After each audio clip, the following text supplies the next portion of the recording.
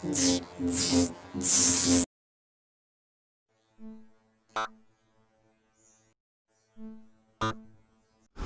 ini tuan-tuan, umat kita telah tersasar, jauh tersasar. Kata umat saya sendiri pun dah jauh tersasar. Ini semua atas kelemahan diri kita sendiri. Kelemahan kerana kita tidak dapat mengajak mereka. Mereka telah salah faham tuan-tuan. Hari ini kita berkumpul ini untuk menarik rahmat Allah Subhanahu Wa Taala, untuk memuji-muji Allah Subhanahu Wa Taala supaya Allah Subhanahu Wa Taala makbulkan doa hamba-Nya. Semua orang tahu hidup di dunia sementara, akhiratlah kekal buat selama-lamanya. Apabila mereka dapat nampak nikmat syurga tu tuan-tuan, walaupun dengan sekadar dalam mimpi ya tuan-tuan, insya-Allah tuan-tuan dia akan bertaubat. Sedangkan setengah orang mimpi Nabi pun dia rasa macam kehidupan dia berubah. Macam arwah pakcik saya pun dia pernah mimpi Nabi, terus daripada rock terus berubah dengan 100%-nya, berjubah, berserban, masya-Allah. Kita nampak kesan-kesannya kan bila kita mimpi suatu yang benda yang begitu mulia sekali. Jadi tuan-tuan, hari ini kita nak lagi dan lagi kan? Kita nak cari kenikmatan walaupun tak dapat di dunia, tapi kita akan dapat di akhirat. Kita buat lagi dan lagi. Walaupun hari ini kita rasa kan masih awal lagi lah, tak apalah kan. Tapi sebenarnya tuan-tuan, mati maut tidak mengenal usia. Hari ini saya yang sedang bercakap sini pun dengan pihak mata kan Allah Subhanahu Wa Taala boleh tarik nyawa saya. Tapi alhamdulillah kalau tarik nyawa saya dalam keadaan tengah memuji. Benar. Jadi tuan-tuan yang mulia, selangkah demi selangkah ni semua dengan izin Allah Subhanahu Wa Taala. Sedangkan para sahabat pun dia nak langkah ke depan lagi pun dengan rasa ketakutan, adakah masih hidup. Begitu sekali keyakinan sahabat. Kita tak dapat nak 100% pun sebenarnya kita dapat niat nak ikut seperti sahabat pun ganjarannya sudah seperti itu. Barang siapa yang mendekatiku sejengkal, aku akan mendekatinya sehasta. Barang siapa yang mendekatiku sehasta, aku akan mendekatinya sedepa. Barang siapa yang mendekatiku dengan berjalan, aku akan mendekatinya dengan berlari. Jadi tuan-tuan, segala puji bagi Allah Subhanahu Wa Taala yang menciptakan langit tanpa tiang, tanpa mengharapkan makhluk. Hari ini tuan-tuan, kita belum boleh dengar lagi manusia boleh menciptakan langit. Allah ialah Rabb sekian alam. Selain Allah SWT ialah makhluk. Banyak hari ini manusia sibuk mencari keselesaan hidup. Tapi sebenarnya keselesaan hidup yang sebenarnya ialah di akhirat itu. Hari ini kita makin kaya, makin susah, makin tak tenang tuan-tuan. Macam kita tengok di negara Eropah, macam Jepun, USA. Makin kaya negara diorang, makin ramai angka bunuh diri tuan-tuan. Yang kita tengok negara-negara yang miskin macam Bangladesh, walaupun negaranya sikit tapi ramai ulama-ulama telah datang dari rahmat Allah Subhanahu Wa Taala. Sedangkan Nabi SAW sendiri pun kasih Allah Subhanahu Wa Taala, Allah tidak bagi kekayaan kepada dia.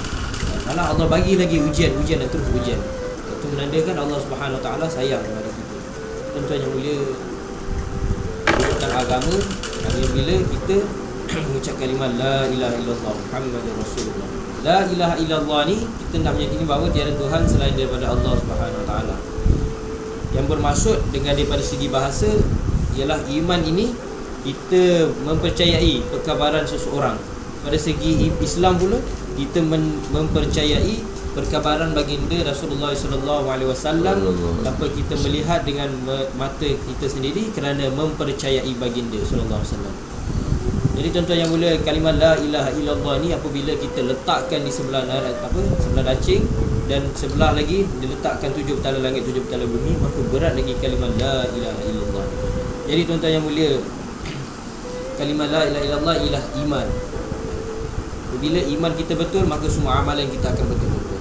Harus berdakwah lagi dan lagi lah untuk teguhkan kita punya iman dan amal kita.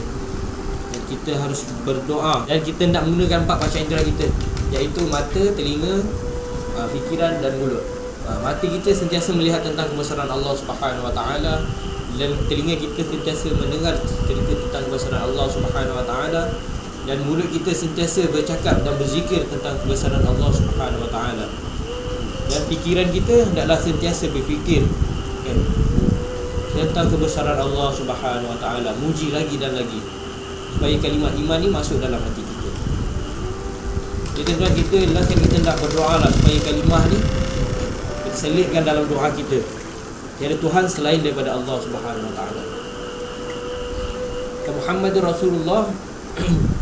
Kita hendak meyakini bahawa dengan cara Nabi Muhammad sallallahu alaihi wasallam yang membawa kejayaan di dunia dan akhirat. Cara-cara lain membawa kepada kegagalan. Jadi ramai hari ini umat-umat kita, kawan-kawan kita, saudara mara kita telah pilih jalan untuk membinasakan diri mereka, dengan mengatakan sunnah-sunnah ni semua nampak macam selekeh, kan? Allah Akbar. Memang mereka tak tahu tuan-tuan, mereka tak faham. Muhammadur Rasulullah ni ialah kelebihannya. Apabila kita mengikuti satu sunnah di zaman kerosakan umat, maka kita akan dapat 100 pahala mati syahid. Bila kita mengamalkan satu sunnah di zaman kerosakan umat, umpama kita menggenggam bara api, tuan-tuan. Dan untuk mendapatkan sini, kita hendak mencontohi 3 perkara, iaitu sirah, surah dan sarirah. Sirah ni ialah perjalanan Nabi, macam mana Nabi daripada bangun hingga tidur kembali tu. Dan surah inilah cara penampilan Nabi SAW. Macam mana Nabi berjanggut, macam mana Nabi bersugi, segala-segalanya lah. Macam mana Nabi berhadas pun Nabi tunjuk. Dalam Islam Allah mudahkan kita, kan, daripada A to Z, dan Allah tunjuk dekat. Dan Sarirah ni ialah pengorbanan Nabi, fikir Nabi. Macam mana Nabi SAW sentiasa berfikir, kan, untuk umat-umatnya. Sehingga kan air kalam pun dia mikirkan lagi umatnya, tuan-tuan. Ketika tidur pun Nabi, sebelum tidur pun Nabi memikirkan umat dia, tuan-tuan. Setiap masa dalam keadaan Nabi sentiasa berdoa untuk umat dia. Jadi Sayyidatina Aisyah pun bergembira apabila Nabi doakan dia, berguling-guling dia, tuan-tuan. Tapi Nabi cakap dengan dia, ini wajar sekali, tapi aku doakan umatku hari-hari. Jadi Aisyah yang sekali tu Nabi doakan hari tu, dia dah berguling-guling punya IP-nya, tuan-tuan. Kita ni hari-hari Nabi doakan kita. Nabi Muhammad SAW kasih sayangnya melebihi daripada seorang ibu, daripada seorang ayah terhadap anaknya, kan? Begitulah pengorbanan Nabi SAW. Itu sayangnya Nabi SAW pada kita. Dan amalan yang paling penting dan paling asal dalam agama ialah solat. Kelebihan solat ni, tuan-tuan, apabila kita dapat mengamalkan takbiratullah selama 40 hari, kita akan diberikan 2 kelepasan, tuan-tuan. Yang pertama daripada sifat munafik, dan yang kedua daripada api neraka. Dan siapa yang dapat menjaga solat di awal waktu, maka dia akan diberi ganjaran, iaitu 5 ganjaran. Yang pertama ialah diangkat kesempitan hidup, tuan-tuan. Yang kedua, diangkat siksa kubur. Yang ketiga, kita akan mendapat buku catatan amal di tangan kanan. Dan yang keempat, kita mendapat lintas sirat sepantas kilat. Dan yang kelima, kita masuk syurga tanpa hisab. Seorang muazzin, apabila dia melakukan azannya, seluas suaranya mendengar, dosa-dosanya akan diampunkan. Dan apabila orang datang ke masjid mendengar dengan suara azannya itu, maka dia akan dapat lagi 25 ganjaran, tuan-tuan. Allah Akbar. Besarnya muazzin ni, kelebihan ni. Cara nak dapatkan ialah kita nak menjaga solat di awal waktu lah, di mana masjid diazankan, surau diazankan.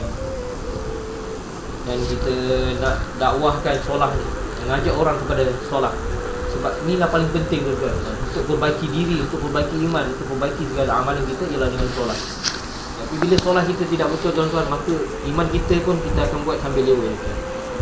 Orang nak mengubah hidupnya, dia akan mengubah solat dengan cara solat ni.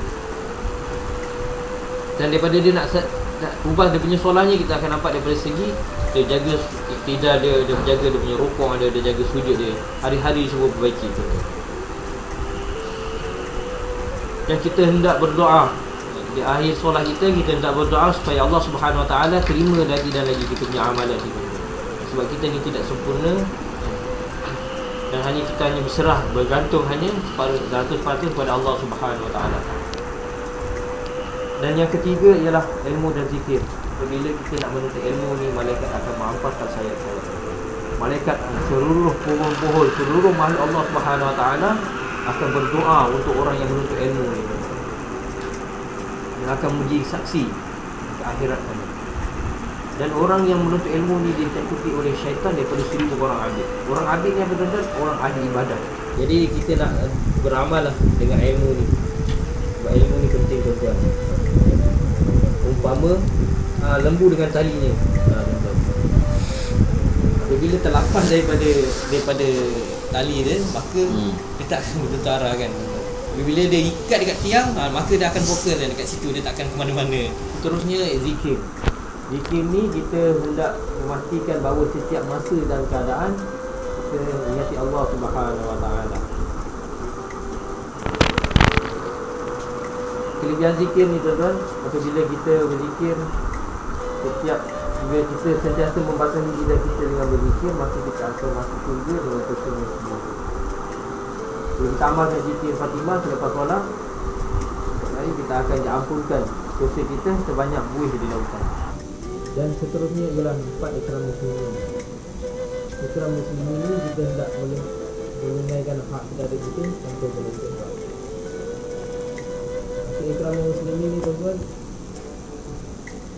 maknanya ikram ni kita ikram orang tua kita pun dah kira ikram. Walaupun kita ambil air walaupun segelas orang tua kita, tapi kita mesti ikram. Ganjarannya berbesar di sisi Allah Taala. Dan apabila saudara mari kita jemput kita untuk kenduri, kita ikram dia kata. Itu pun kira ikram juga, kita menunaikan hak saudara kita. Dan cara nak dapatkan ikram muslimin ni, kita hendak muliakan ulama, hormati orang tua, kasihi kanak-kanak dan ihsan pada kita. Barang siapa yang sedekahkan walaupun sebesar biji tamar tuan-tuan, tapi dengan keikhlasan hatinya wa'ala kerana Allah SWT, maka dia akan mendapat ganjaran. Bila dengan amal ni kita paksa diri kita, maka hari-hari kita akan ikhlas. Dan kita doalah supaya Allah terima amalan kita ni. Hanya Allah Subhanahu Wa Taala yang menentukan. Kita ni hanya berbuat saja tuan-tuan. Segalanya kita berserah kepada Allah Subhanahu Wa Taala.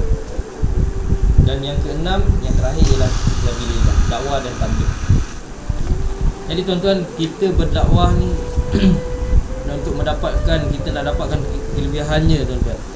Seketika kita berada di jalan Allah, lebih baik kita beribadat di depan Hajar Aswad di malam Lailatul Qadar. Kerana itu siapa sedia insya-Allah.